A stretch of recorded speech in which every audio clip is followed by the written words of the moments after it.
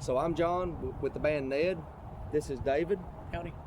And I'm doing an interview. This guy seems like a really interesting dude. I'm gonna see if he's a Ned, and tell us about yourself, David. Yeah, I'm originally from the area. I've been homeless since last May.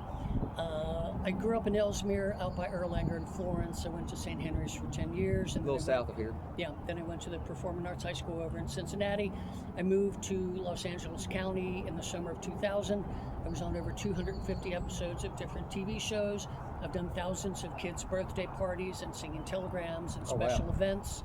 And I'm back in the area because I lost everything last January in the Altadena fire. And although I have 7 sisters and 2 brothers, 5 of my sisters and 1 of my brothers is within 10 miles from here, and they don't give a shit that I'm homeless somehow.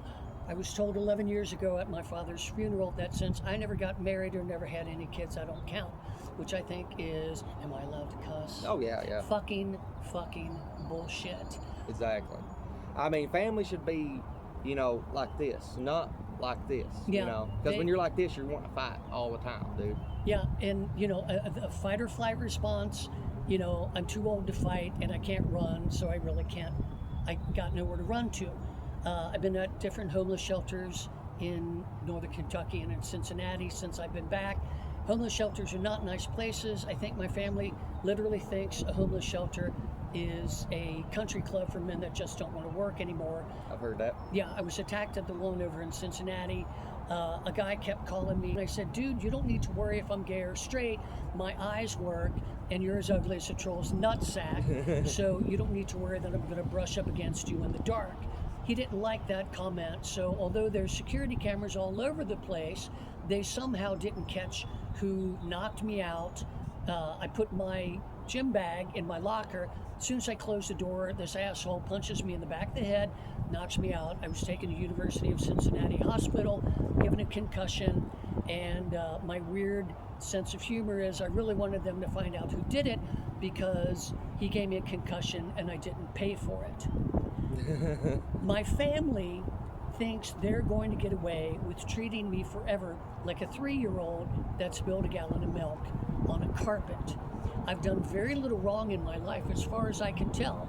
I was paying $1,852 a month in rent in Southern California. That's a lot. Yeah, I was a one-man entertainment, company. I did costumes. Let's talk about that. You said you was in Ringling Brothers or something? Yeah, Ringling Brothers, Barnum and Bailey College, Clown College, and I was once sneezed on by an elephant. I, tell that all the time. I have an elephant ornament on the back of my hat, and it just, it reminds me to enjoy stuff as it happens because nothing's guaranteed. Good things happen, bad things happen. You got to keep a sense of humor. Was you ever in that clown college with Steve-O from Jackass? No, Steve-O's younger than me, but and I've been drunk a few times in my life, but I've never really done drugs, and I think Steve-O, God bless him, has done pretty much every drug you can think of, and he says as much in his books. I read. But he's clean now, I reckon. Yeah. I actually met Johnny Knoxville in a nightclub in Knoxville years ago when I did summer theater in Crossville, Tennessee. I mean, that's the stuff I grew up on was Jackass, Viva La Bam, Wild Boys. So I like a lot of the circus things, man. Like we used to have circus performers come into our school all the time and do trapeze and things like that. So what's some of the skills you can do as far as? Well, at 60 years old with degenerative disc disease, not a whole lot. Plus, I'm also dealing with an inoperable brain tumor, so sometimes I just kind of phase out, and then somebody will like jog me, or they're like, do you realize that you haven't blinked in 17 minutes? I'm like, no, I'm kind of not. I'm here, but I'm not here. So that's why I can't hold a job. I've been trying to get disability for quite some time. But as far as circus stuff, I used to ride a 12-foot unicycle on my stilts. Oh, and I had a friend that was a sculptor, and he made me, what do you call them, that kids have on their bikes? Training wheels. Training wheels. I had training wheels on my 12-foot unicycle. One was higher than the other, and kids always thought it was funny, but I remember one time Oh, so the one wheel was higher than the other, so I always had two wheels on the ground, no matter how much I zigzagged right and left. So, yeah, kids always thought it was funny, but I remember one lady saying that I was cheating. I said, yes, I'm cheating. Have you ever tried riding a 12-foot unicycle and or put on stilts? And she goes, no. And I said, well, sometimes you got to work smart and hard at the same time.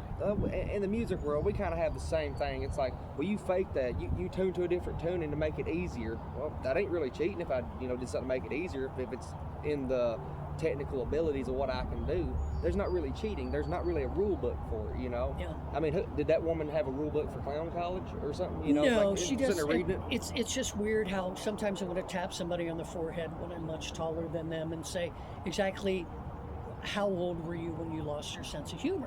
Because you either have a sense of humor and you appreciate things that other people can do and that you can't do, or you don't. And, I mean, if I've walked in over 150 parades on stilts as either Uncle Sam or Jack Skellington for, Halloween, or as a character I created, Zwelf, the world's tallest elf, at 12 feet, 12 inches tall. That's and cool. Even saying 12 inches, 12 feet tall, a lady, God bless them, I think women are nice when they want something. But anyway, she's like, why don't you just say 13 feet? And I'm like, because I'm making a memory even when you have no sense of humor and you keep trying to control things instead of appreciating something in the moment. And as far as you being a musician, I signed back up for Foreigner for the I Want to Know What Love Is tour. I was fired months into the tour because I was not buying cocaine for the roadies. And when the tour manager told me that, I said, I've never talked to the roadies because Right. they always look like they've killed 12 people before breakfast every day. Oh, yeah. And I don't do cocaine myself. And he said, well, the guy that you replaced used to hook everybody up. And I said, well, I didn't know that was part of the job description. Yeah. So I've done a lot of different things in my life, multi-talented, smart, and now I'm fucking homeless and exhausted. And that sucks, man, because you seem like a really nice guy. You seem very talented. Thanks. And you have a few health problems that you would like to get under control if possible. I don't know what's the the operational thing, like percentage of it, but hopefully you'll come out of it with your sense of humor. Yeah. Because it seems like you have a great one, Thanks. honestly. Yeah, thank you. There's a line in One Flew Over the Cuckoo's Nest where Jack Nicholson says to, I think was the character of Chief, you can't let him get your sense of humor because that's the only real armor you have. And then after he rapes Nurse Ratchet and she has him lobotomized and he can't talk and he's drooling out of the side of his mouth, that's when Chief goes into the bathroom, picks up a big marble wash basin thing, throws it through the window of the place and leaves because he was in a place that he could check himself in and out of, but he just stayed there, I guess, to do character studies or what, I don't know. I didn't read the book, and sometimes through editing in a movie you don't get all of characters' motivations. No, what book was that? It was One Flew Over the Cuckoo's Nest. One Flew Over the Cuckoo's Nest. I'm pretty sure it was Danny DeVito's first movie. I was going to say, that's a movie, I think. Yeah, Christopher Lloyd's first movie. Jack Nicholson, not his first movie, but there were a lot of people that did very well after that movie. So you said you grew up here, and then you moved out to California. Yep. Then you moved back. Is that the only place you've lived in the country? Yeah, other than vacationing and seeing jazz festivals and going to Mardi Gras and stuff like that. I did live in New York for a while. I worked for Louis Vuitton at Macy's, and unfortunately, when you live in Brooklyn, you're underground 3 hours a day, hour and a half into Manhattan, hour and a half out of Manhattan, and I would kind of just see the sun during lunch or on the weekends. So that sucks. and plus in the mid-'80s, it was very violent, and I'm not making light, of course, of the tragedy of 9/11, but New York is a completely different place. I think it was about 10 years ago I visited a friend of mine who had been there for a long time and did puppets for Jim Henson, and I got turned around because even when I lived there, I only took certain trains or for club hopping, I just followed the crowd of my friends. Yeah. So I got turned around and I asked for one person's help. And literally 7 people came up to me to offer help. That did not happen before 9/11. Right. Well, I reckon in the 70s and early 80s, it was a really bad time. Yeah. And then Giuliani got in there and like did a crackdown on crime or something. Yeah. And also the I Love New York. We got some wind here, people, so hopefully you can hear us.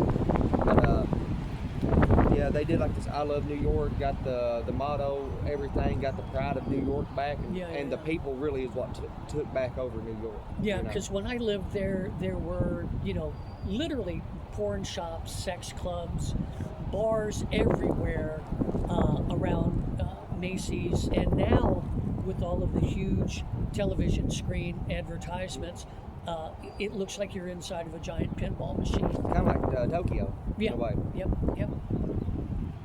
Well, man, anything else you want to tell the people about you or anything? Just that, I need a sugar mama or a lottery ticket. Yeah. If you have a lottery ticket that has already won, just, if you want to sponsor somebody, I need to write a book with all my stories, but I never learned how to type. And I half jokingly half tell people that I'm sure I'm on the autism spectrum because it's called a QWERTY keyboard, QWERTY. And I don't know who the hell decided that makes sense.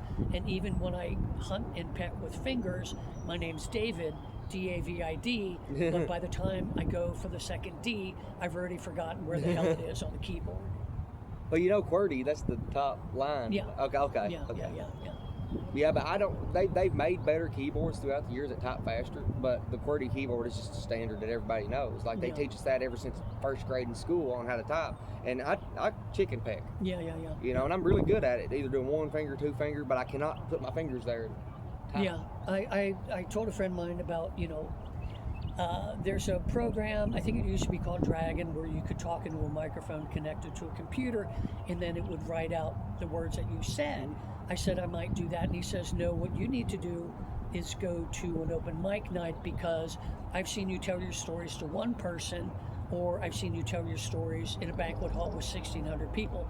And he says, you're a whore for laughter and applause. And I said, guilty as charged. And he said, you would be much better getting videos out there. And so who knows, this might be the beginning of my Phoenix-esque comeback. Well, I'm hoping that we can help you out in some way. Use the power of Ned. I've been building this for the last 12 years, something like that. Yeah. So I'm hoping someone out there. Ned is my band. I don't know if I told you that. Yeah.